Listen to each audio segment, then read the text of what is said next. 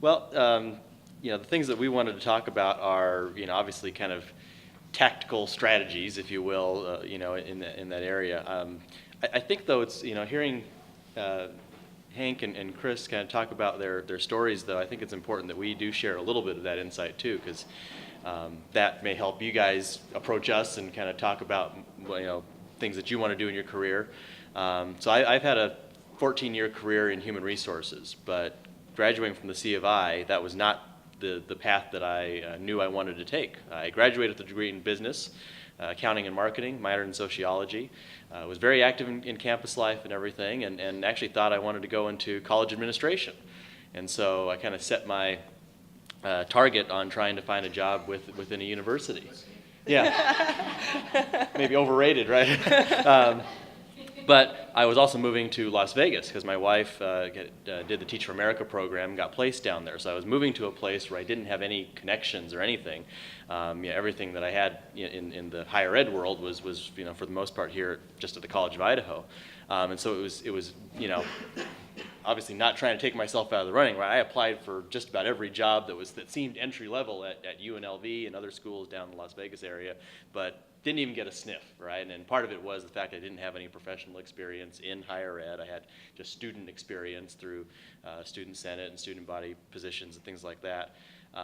So I ended up having to, get a regular job, if you will. So I initially went to go work for Target, did their management training program, and no offense to anyone who may be considering that. It's a very good program. Just retail was not for me. The hours, the work that you had to do. But it is a great program if you want to learn how to be a good manager, to get exposure to a lot of different business practices, logistics, operations. So I'm not trying to, but I only lasted there about 3 months. So I'm just like, I can't do this. So went over to work for Wells Fargo in a sales role. And again, with my business degree, it only opened up so many doors, and I didn't really know kind of what the breadth of positions were that were out there that I could do with a business degree. So I kind of just landed on the ones that kind of showed up, right, whether at a career fair or easily found online. And this was still at a time when online job posting wasn't nearly as robust as it is now. Started out at Wells Fargo in a sales role. Did that for about a year and realized I was a good talker, but not a good salesperson. And what does it mean to be a good salesperson? You got to close things, right? So I wasn't closing enough loans and deals and things like that for Wells Fargo. But they liked me enough that they decided to create a position for me doing training and recruiting of the sales role that I was not really that good at. But I was good enough to be a trainer and recruiter of that role. And that's actually kind of what started my career in HR. And since then, I've progressed and worked for large and small companies, more in the traditional HR realm. But it wasn't a field that I had a lot of schooling in. I took one organizational development class as part of my business major. And I started off on a path that didn't necessarily set me down the HR path, but doing that for a couple of years set me up for kind of my first job in the traditional HR field, and that's what's progressed me from a generalist role to a manager to a director and now the vice president at Zoot. I feel like I've set myself up for success by not closing doors, right? Not job hopping too much, right? I mean, I've hopped partly because we've moved different places for my wife to pursue her career, but I've tried to put myself in a position to, once you kind of get on that path, and obviously that's what you guys are here to learn more about, is right? How do you get on that path? Because the first job, the second job, admittedly, those are the hardest ones that you're going to have to earn, and the hardest ones to get. Once you get on that path, admittedly, it becomes, doors open up, it becomes a little bit easier, you network more, you learn, get to know more people. But if you want to kind of talk more with any of us, right, about kind of our early careers, I think that is probably where all of us can probably give you more insight than even the subjects that we'll talk about here. So I don't want to go too much more into my background, but just wanted to tell that story because I think it plays on what you guys were talking about, as it relates to, gosh, you guys want a job, right? So by all means, apply for jobs that are out there. Don't say, well, I don't think I'm qualified for that job. But also, once you've got in that position, even if it's something that's not working out well for you, especially if it's a company that has a lot of different opportunities, tough it out, right? And put yourself in a position to meet other people and learn about the organization, because you never know where that next door might open up, whether it's a formal position. I mean, my opportunity was obviously a lot of luck and chance and timing, but I earned it as well. It didn't just get handed to me either. So I positioned myself to be able to do that. So just thought I'd throw a little bit of that in there. And Jill, I don't know if you want to talk a little about your path as well. Yeah, I was more like Carrie. I came to the school, I knew what I wanted to do. I knew I wanted to be a lawyer because I didn't want to be a lawyer, I wanted to be an FBI agent. So I knew I wanted to go to law school, I wanted to get that degree. I was very focused. I did the 3-3 program. I went to the University of Idaho. My first year there was my 4th year of school down here. I came back, I graduated. But speaking of pivoting moments, 9/11 happened while I was there. And all of a sudden, the FBI no longer wanted accountants and lawyers. They wanted people who spoke Farsi and other Arab dialects. Well, I'm from Nampa, Idaho. Went to the College of Idaho. I have no idea how to speak Farsi. So I really had to evaluate, okay, what is it I'm going to do with my life? I had been totally fine with the idea of moving every 2 years, going on assignments, but then the idea of the FBI really didn't appeal to me because its goals had changed. I had also met my husband, and so I had to really think about, okay, what is it I want to do with my life? And I knew I didn't want to be I didn't want to be a prosecutor, I didn't want to be a criminal defense attorney. So I took on internships in law school, and while that's a law school thing, I mean, it still applies to you guys. You have internship opportunities here to then explore what are the areas that I like, and I got a corporate internship at St. Luke's, and I loved it. And their general counsel became a mentor of mine, and she said, look, if you want to be in-house, I think that's a fantastic career. You should do it. But I really recommend going out into private practice for a few years first to get that experience, to be able to evaluate risk and understand what it's like to be a lawyer on the back end when something has gone completely wrong, so that you can help better advise your clients on the front end while you're in-house.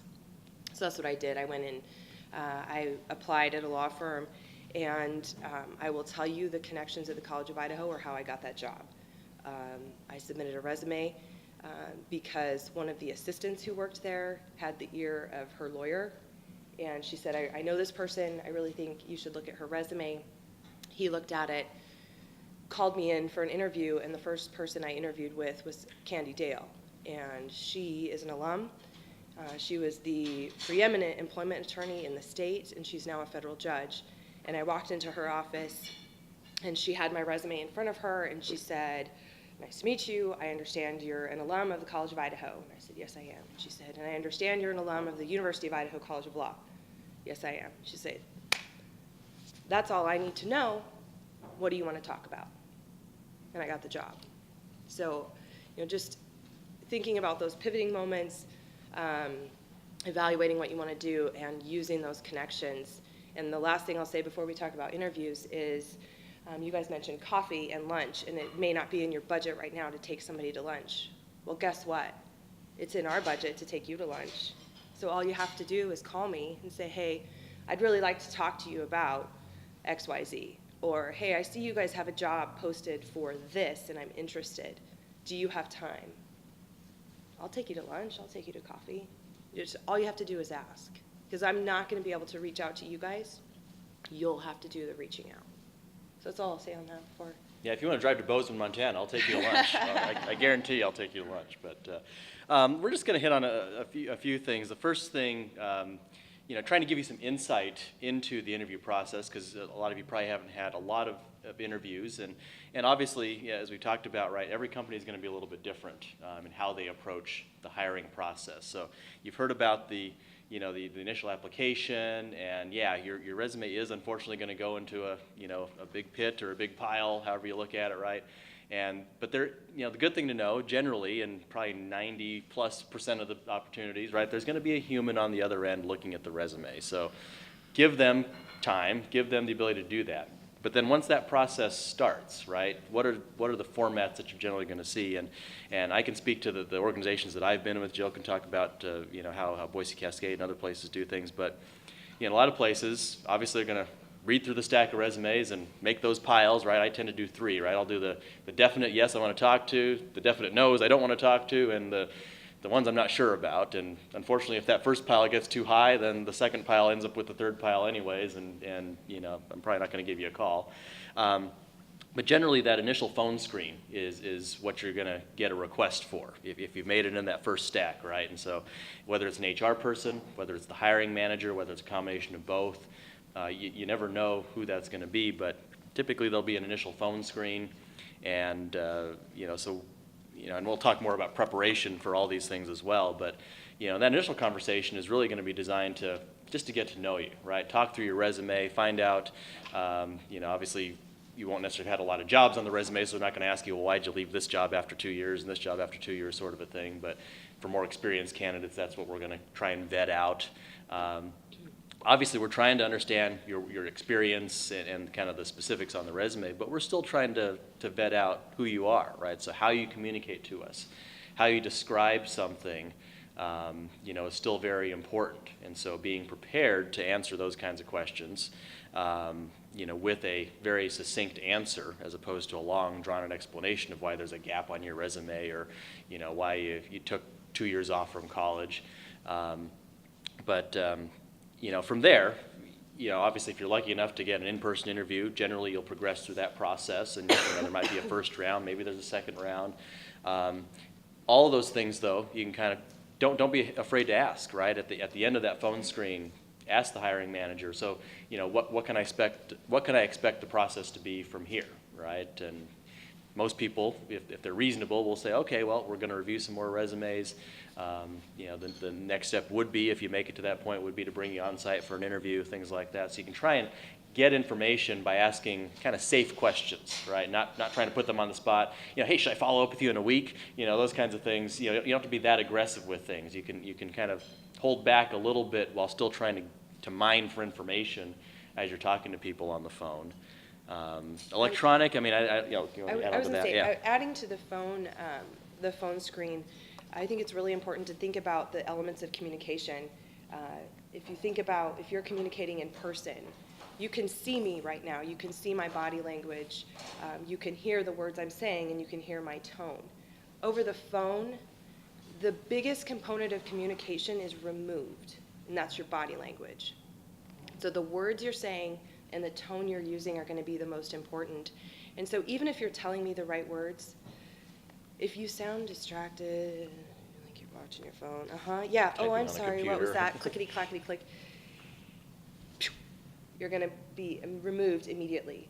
So your engagement and your energy level and your interest in the position need to come through in the words you're saying and the tone you're using. So I just throw that out there to be very cautious, because your biggest component of communication is removed in your very first contact with that person.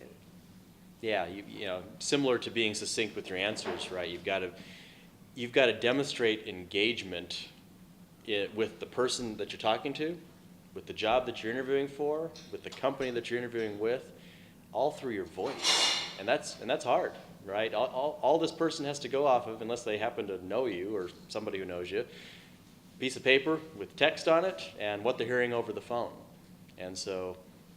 Probably not a good idea to do it while you're driving down the road. You're at a restaurant and they get all the background. I mean, find a nice quiet place where you're just focused, because we hear that on the other side. They didn't even take enough time to find a quiet room to have their interview. Yeah. Exactly. And if I can, stand up. And if you can have a headset on, use a headset. Because most of us, when we sit down, we kind of chill a little bit. But when you're standing up, your diaphragm is straight and you can project better. And you'll have more energy in the conversation. So stand up, headphones.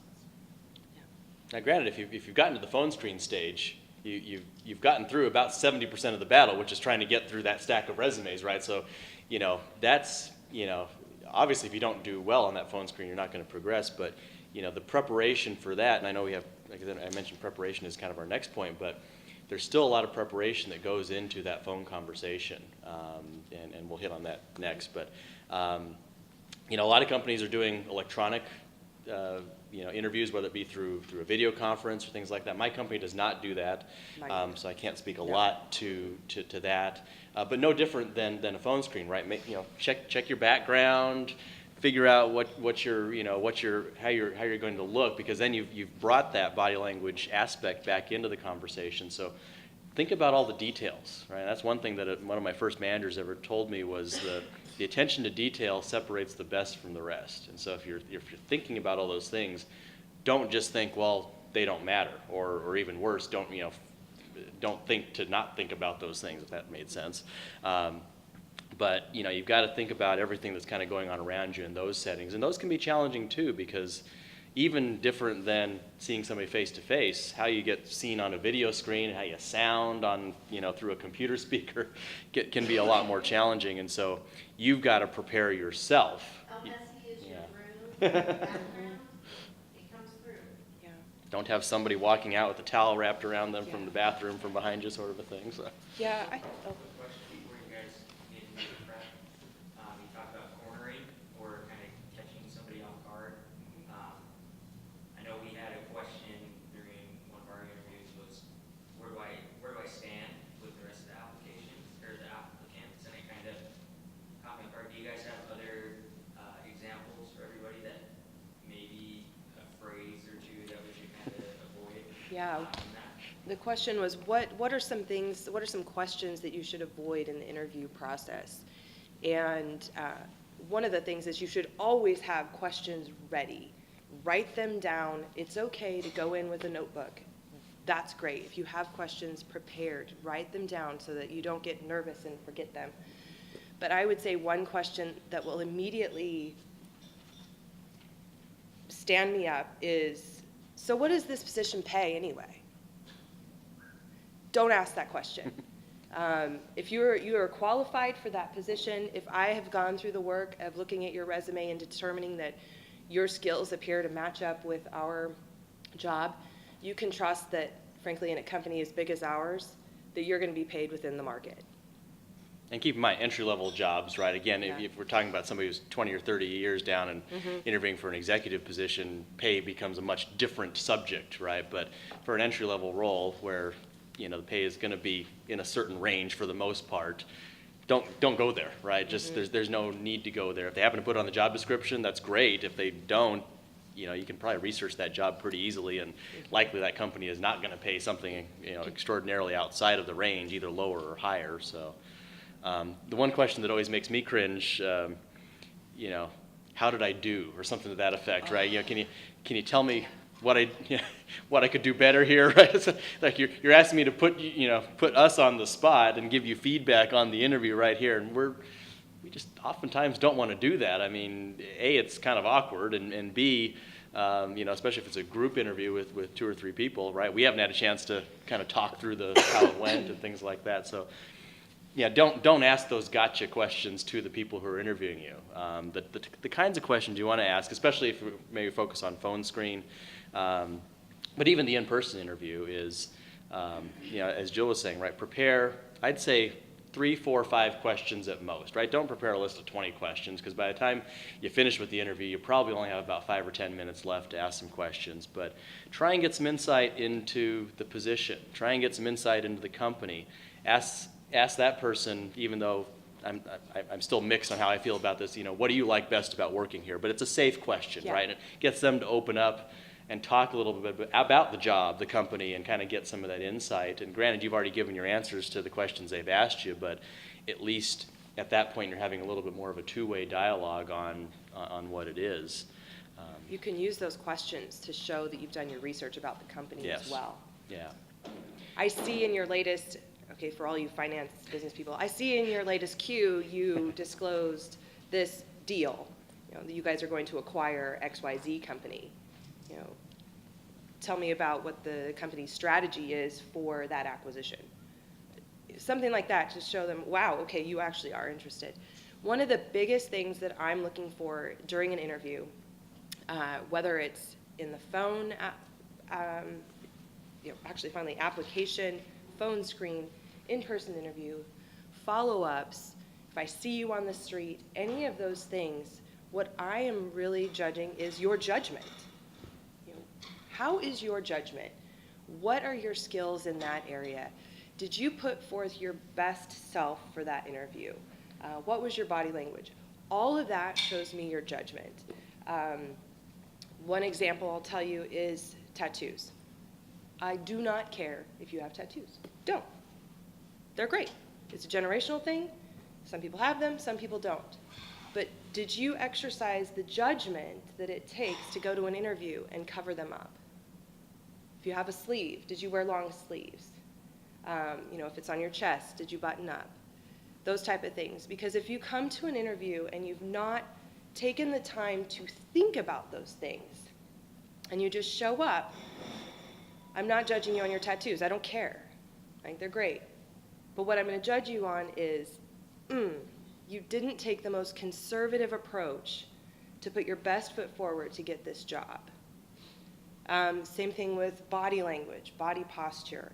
I interviewed a person, a male, who came in. On his resume, I was like, this is the guy I want. This is the guy I have to have. So I am going to make sure that, I interview him, and he had a trial, and he was really busy, and so we worked with his schedule. And he came in and, looked the part. Navy blue suit, blue shirt, polished loafers, hair done, shaved. Looked the part. But he had his blue shirt unbuttoned one more. No undershirt. Yeah. Looks a little different, doesn't it? Yeah.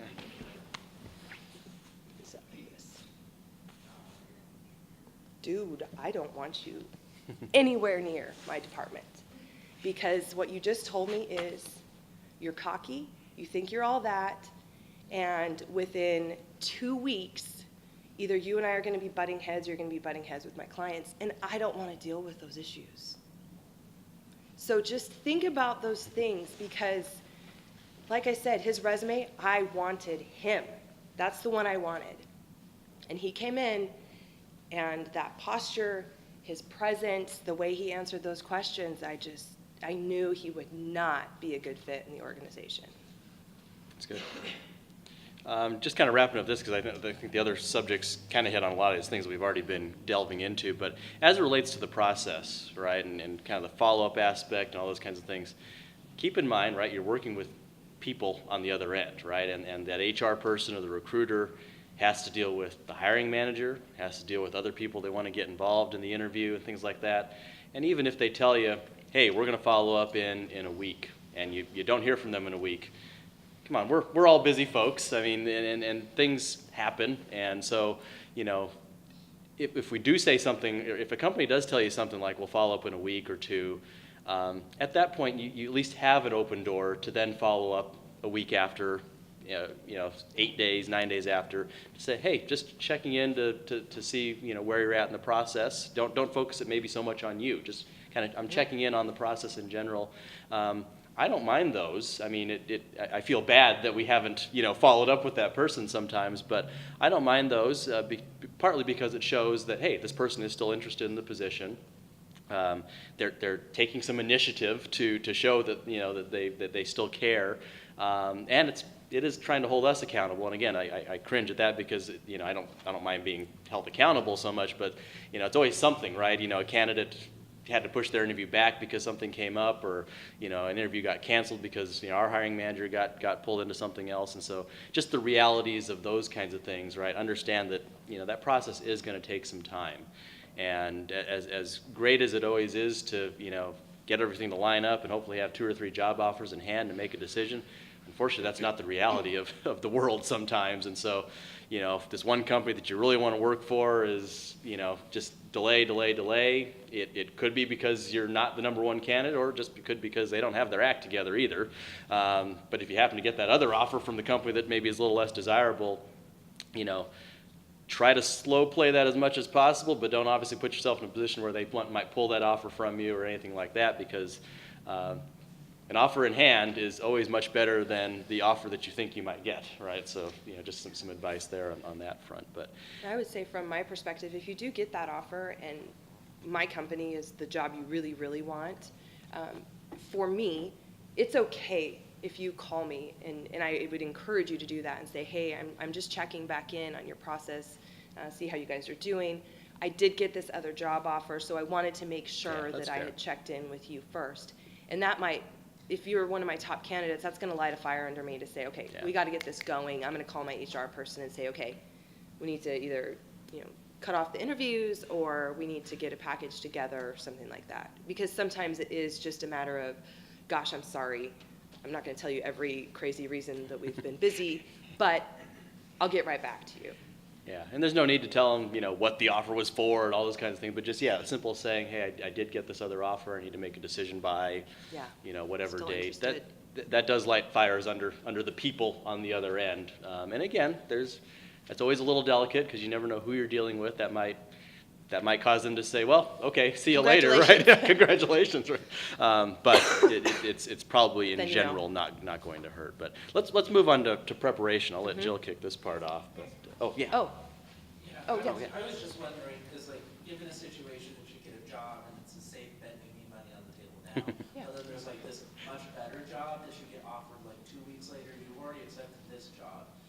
Should you jump ship to the better job, or should you just stick with the job that you made the decision? No perfect answer on this one, right? definitely not, yeah. I would say, so if I'm the perfect job, I'd say leave that other one and come to work for me.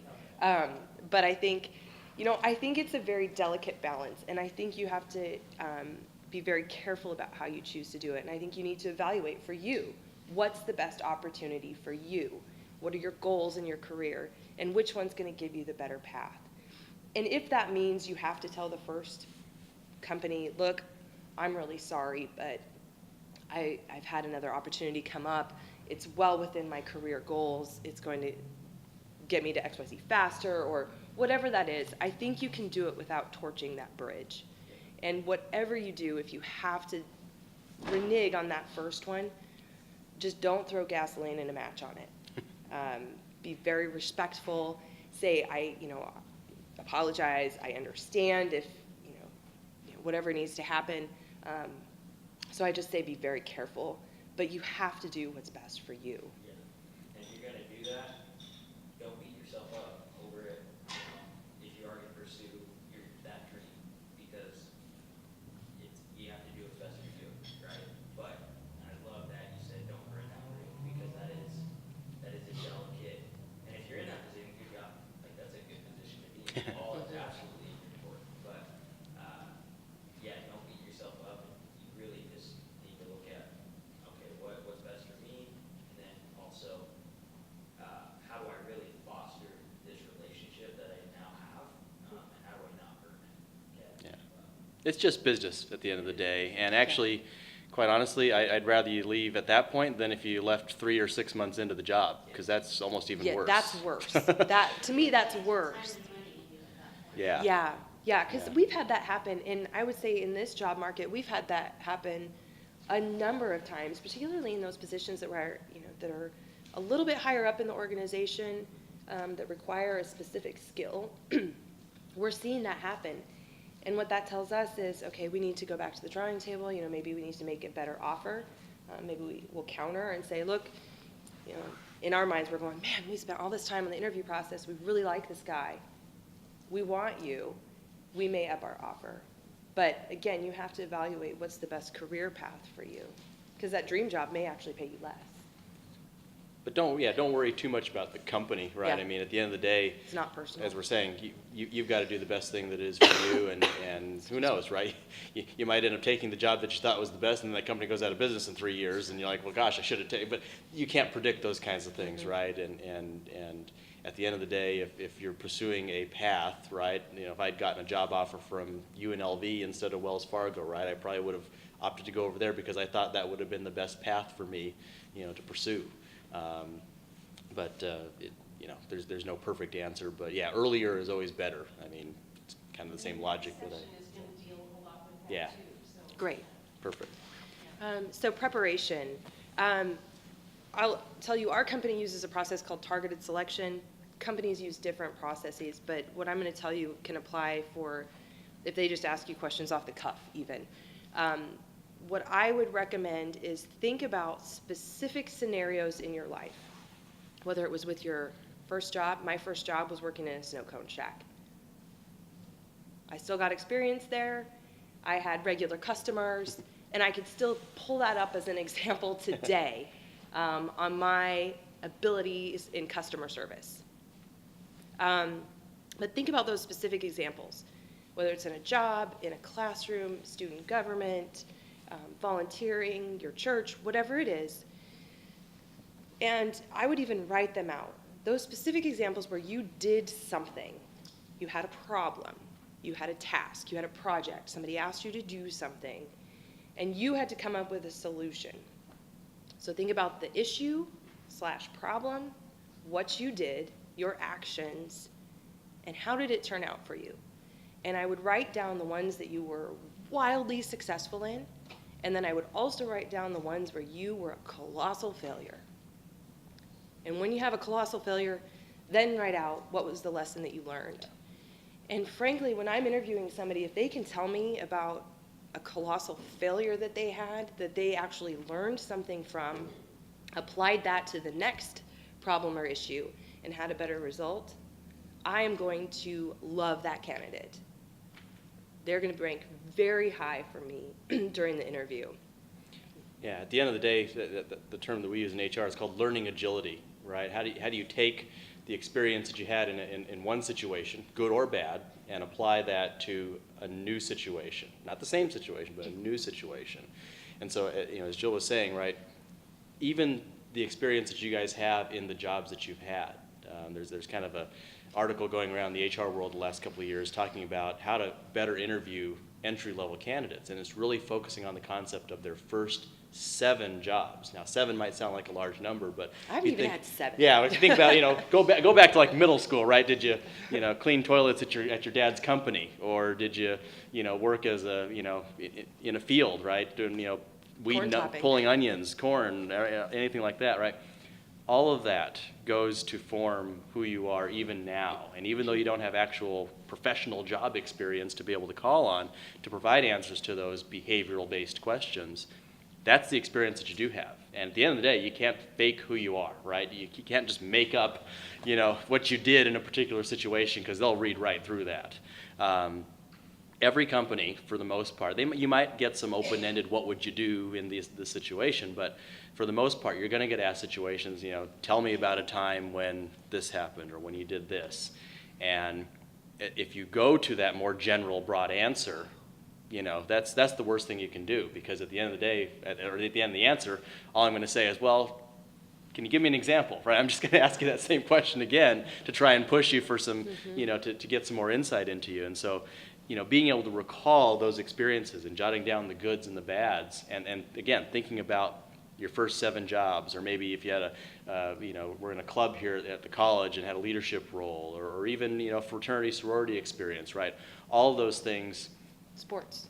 Exactly. Pull those examples out of the experiences that you've had, because that's all you have to go off of. But you need to prepare those things, because it's hard to think of those examples on the spot.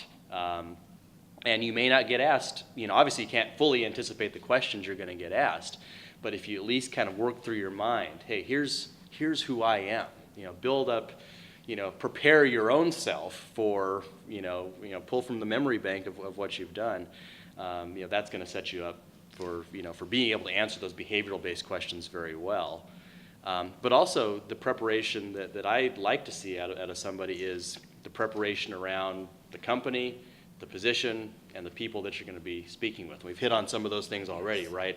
Mining LinkedIn carefully for information about the people that you might be meeting with, or even when that HR person perhaps is scheduling the interview, the on-site interview with you, don't hesitate to ask, would you be able to share with me who's going to be participating in the interview? And if you can get one name, even if 2 other people show up, at least that's a little more preparation that you can do. Okay, this person's a manager for this department, and I know the HR person is going to be in on this interview. But really the role and the company, you can't research those things enough, because the worst thing that you can do is come in and kind of act like you haven't done any research on the role or the company, right? You know, I think you guys do this, and you give Make like a assumptions. 5-word answer of what the company does, and, you know, you may not get asked, you know, hey, what do you think we do here? But the reality is there's, you know, you probably are aware of, you know, this many companies that are out there, but the reality is there's this many companies that are out there, and to try and do research on this other stack is very hard. But as much as you can, particularly for the smaller company or even a mid-sized company that's a little more obscure, you know, pull up their 10K, pull up, you know, their obviously their regular website, go to Glassdoor and just try and get some insight without then asking questions. Hey, I saw your Glassdoor rating was like a 2. You know, yeah.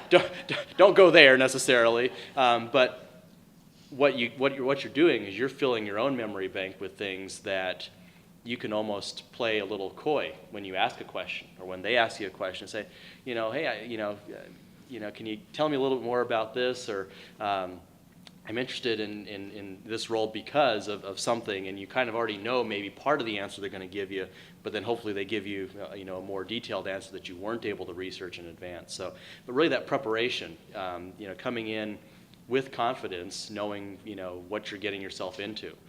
Obviously, if you're not really that interested in the position, you know, well, come on, if you really want a job, make yourself interested in the position, but you know, don't come in not prepared, because again, we'll be able to see right through that. So.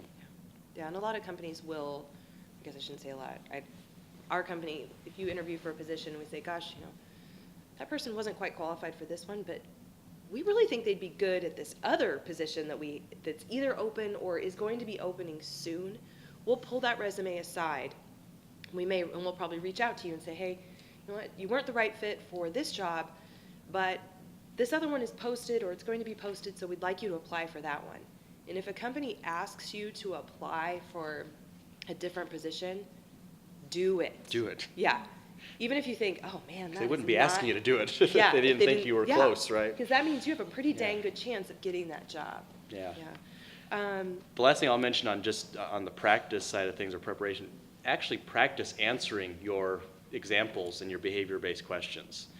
Work with a friend, go to the CEL, because with anything, right, you practice it, you say it, even presentations you give in class, right, run through that once, because it's going to come out a lot different than you thought when you wrote it down, when you actually say the words. And so even just practicing it once can make a big difference. So. Yeah.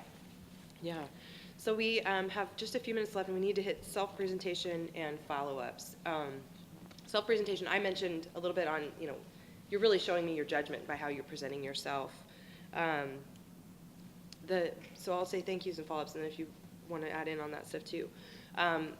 As corny as it may sound, a handwritten thank you card is going to go a long ways, particularly with somebody like me. It will never hurt. It will never hurt. It just shows that extra, I'm interested. I took the time to look up your mailing address. I found a post office, put a stamp on it, and sent it to you. Even if you also follow up by email, that's okay. That's okay too, but if you just happen to write a quick thank you, you know, hey Jill, it was great to meet you. I enjoyed talking to you about XYZ, and I look forward to follow up on the position. I remain interested.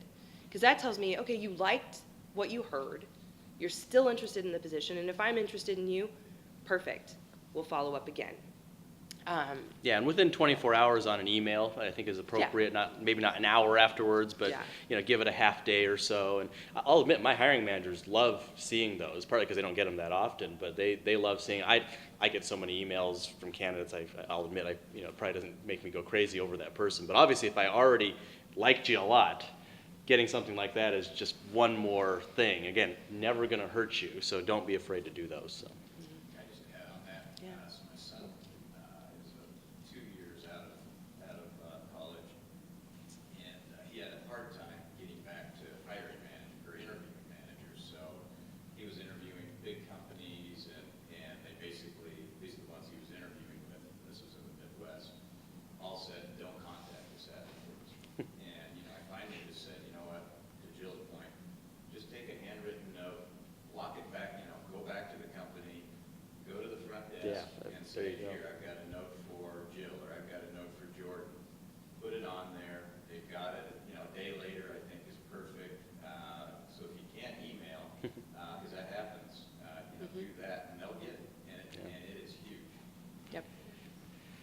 Yeah, I got one in the last round of interviews I did.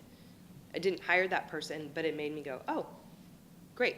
They're interested. They did the thing that I like. That's great. Yeah. It's And like, speaking of corny, like you hear the phrase, yeah, you just don't see that anymore.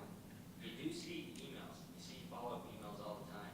So be that person that like sets yourself apart. yeah, you don't see the postcard very often, or Yeah. the card. So It's also a good opportunity if you felt like I really I blew a forgot question. something Yeah. in my interview, or maybe I didn't answer something clearly, briefly Yeah. touch on that.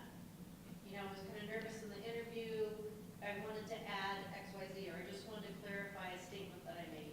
yeah, particularly if there was a negative situation that kind of came up and you kind of fumbled your way through that, or maybe they were pressing you on it and you shied away from answering a little bit more. Take a few sentences to just say, hey, you know, I maybe don't say I apologize, but I just wanted to clarify a few things related to why I left that job so abruptly or something like that, and answer that. So it soften things up a little bit. On the self-presentation side of things, you know, I mentioned the detail aspect, right? But think about the whole process, right? Don't just be thinking about the interview, but think about half an hour before the interview, 10 minutes before the interview, after the interview, what you're going to wear. I mean, a suit is never going to be the wrong answer for any interview. Now, I work in Montana, and by the third interview, they were basically yelling at me for wearing a suit to my third interview, so I took off my tie. But don't underdress, obviously. You know, for the most part, what you guys are all wearing in here is, you probably need to step up a little bit from, you know, for your interview. But again, you can't really overdress. The mannerisms, how you speak, taking pauses as opposed to filling the pauses with ums and likes and uhs, that's the hardest thing to do. I've probably done it here while I've been talking and haven't really noticed it, but you've got to try and work those things out of your speech, and that only comes through practice. And that's hard, because when you're just talking casually in conversation with folks, you know, it just is part of, yeah, I said it there. It's always part of what you say. Respect for everyone in the process, from the person who reaches out to you over email or by phone to schedule an interview, to the person who greets you at the front desk, to even people who you might be walking past in the parking lot on your way into the building. Be aware of your surroundings, because, you know, I don't know if this is a true story or not, there's urban legends about, right, someone doesn't hire somebody because they were rude to the, you know, the front desk person, right? Totally won't hire you if you're desperate. Yeah. Exactly. Yeah, You know their name. Greet them by name if their name tag happens to be on the placard there. So. Yeah, because I think that's really good advice. In our company, if you come in an interview with me, you're going to be right near the CEO's office. Our company doesn't have the CEO and all of its executives tucked away. We're right there, accessible to all of our employees, which means we are also accessible to applicants. And so if I, as the Vice President of Legal, walk out and I see, you know, an applicant walking by, or I overhear them being rude to an assistant, equally could happen with our CEO. Our CEO could see you. Our CEO could talk to you and you would have no idea he is our CEO. You would think, oh, he's just some janitor maybe? I have no idea what that guy's doing. But what's your dress code there? exactly. But, you know, he's very social. And so you have to be really careful because you don't know who you're going to be talking to. And I think, you know, I'll just tell you to also be careful about the assumptions that you make and why it's so important to do your prep research ahead of time about who you're interviewing with. So I was interviewing in a panel interview. It was me, one of my attorneys, and the HR person.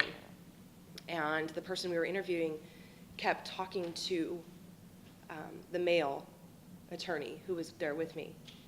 And the way that person was talking was making the assumptions that he was the head of the department and he was the hiring manager. And this person kept, you know, they would answer my question very briefly and then finish the answer with him. Big turnoff if you're the head of the department.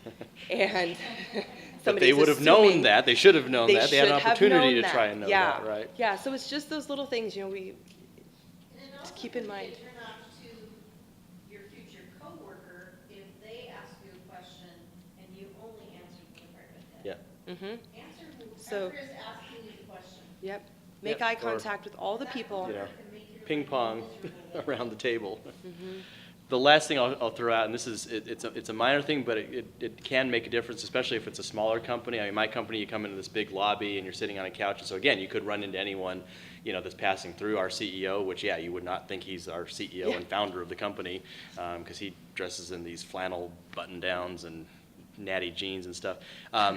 Show up early, of course. I mean, that's pretty obvious. Don't show up an hour early. Don't even show up a half an hour early. Show up about 10 to 15 minutes early.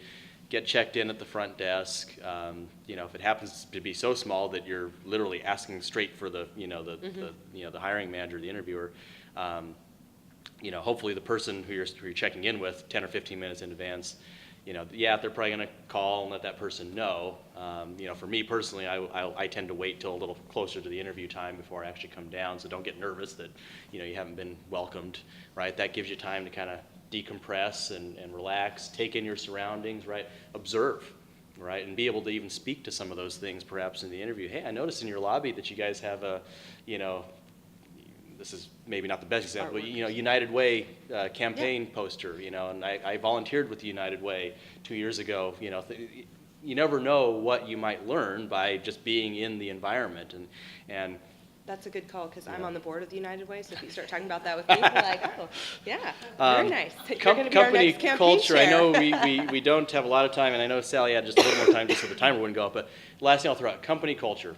Every company's a little bit different.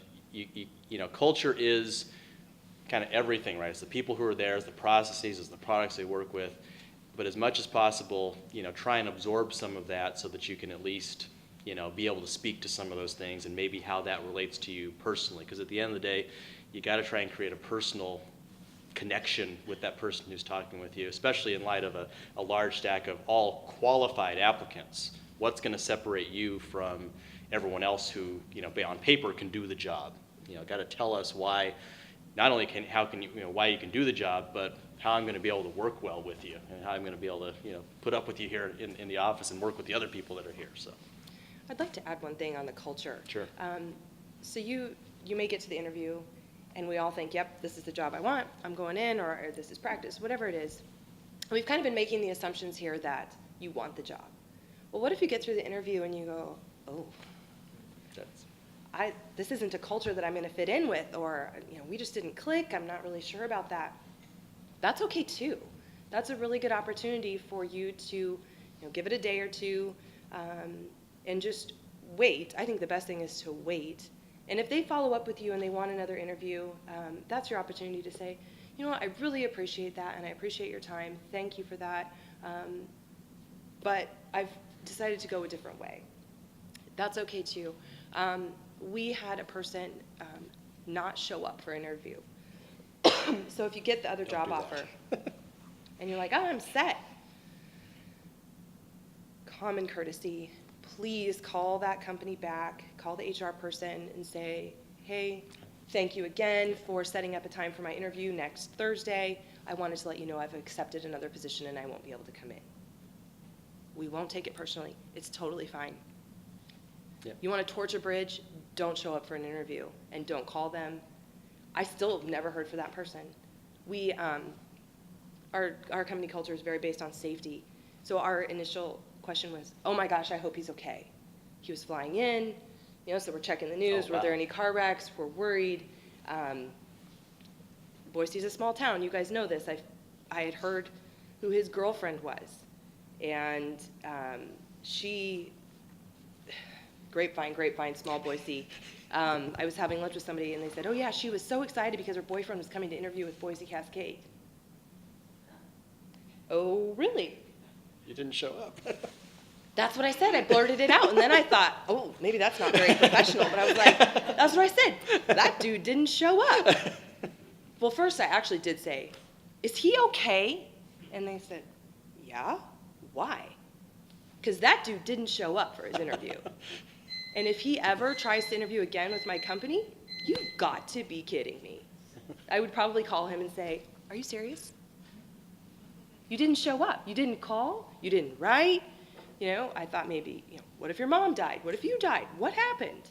So just, And obviously, if you have a legitimate reason for why you Yeah, can't just- make your interview, I mean, make sure it's ahead of the time that you're supposed to be there, preferably, 99% of that will be You better, know. right? Just say, hey, something came up, and especially if you still want to be considered Yeah. for that position, again, you're dealing with people on the other end. Most people are going to be reasonable most of the time, so don't be Reschedule. afraid to put it out there. But again, you're setting expectations in that situation, so.